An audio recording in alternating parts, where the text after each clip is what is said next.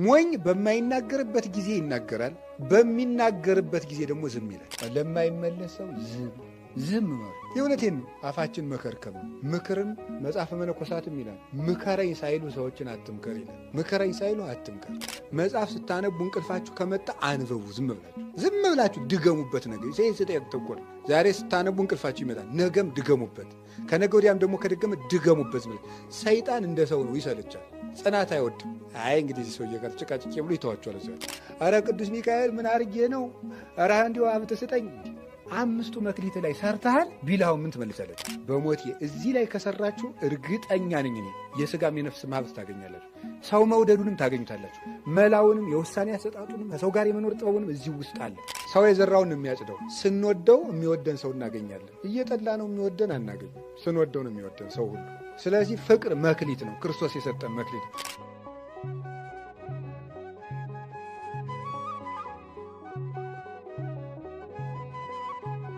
ልጇ የታመመችባት ሴት ልጇን አድና የተመለሰችው ከጌታ በምኗ ነው? በአንደበቷ ነው። ልጄን አድንልኝ አለችው።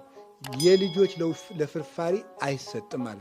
አሁን ውሻ ነኝ እኮ አለችው። የልጆችን ለውሾች አይሰጥም ማለት። ልጄን አድንልኝ ብትለው ኃጢአተኛ ነሽ እያላት ነው። ከዚያ ምን ብላ መለሰችለት? ውሾችም እኮ የልጆችን ፍርፋሪ ይበላሉ አለችው። ውሻ ነኝ ማለቷ ነው። ፍርፋሪ ስጠኝ አለችው። እንደዚች ያለች ሴት በእስራኤል አላየውም ብሎ ልጇን አዳንላት። ይሄ ምን ያደረገችው ምኗ ነው? አፍ አንደበት አውሬ ያገርማል። ኤልያስ ሰማይን የለጎመው በምኑ ነው? በአንደበቱ ነው። እሳት ያወረዱ በአንደበታቸው። ስለዚህ አንደበታችንን መጠቀሚያ ማድረግ፣ ክፉ ነገር እንዳይወጣበት አፋችንን መጠበቅ ያስፈልጋል። ትልቁ መክሊት ይሄ ነው። በአፍ ዝም ብሎ መኑ ዘይፈቅድ ሃዮ ወመኑ ዘይፈቅድ ይራይ መዋዕለ ሰናያተ።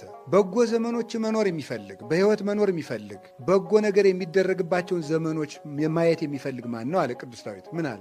ክላ ልሳነከ እምኩይ አንደበትህን ከክፉል ከልክል ወከናፍሪከኒ ከመይን በባጉ ይሉታ። አንደበቶችህ ከንፈሮችህም ጉሉትን፣ ሽንገላን፣ ክዳትን እንዳይናገሩ ከልክል። ጥሩ ዘመን ማየት ከፈለግ አፍህን ጠብቅ አለ። ማነው እንደዚህ ያለ? ቅዱስ ዳዊት ነው ያለ። ጥሩ ዘመን ማየት ከፈለግ አፍህን ጠብቅ። ሞኝ በማይናገርበት ጊዜ ይናገራል፣ በሚናገርበት ጊዜ ደግሞ ዝም ይላል። ጅል ይሄ አይደል? ጅል አይሄድ አይንቀሳቀስ።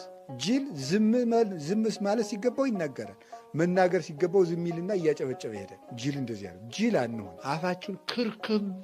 ለውጥ ለማያመጣ ሰው መናገር አይገባም። በነገራችሁ ላይ ክፉ ሰውን 1 ጊዜ ምከረው፣ ከዚያስ 2 ጊዜ ምከረው፣ ከዚያስ 3ኛ ምከረው፣ ከዚያስ ካልተመለሰ ተወው። ከገፋበት ግን ክፉ መሆኑን ለሌላ ሰው ንገርበት፣ እንዳይጎዳ።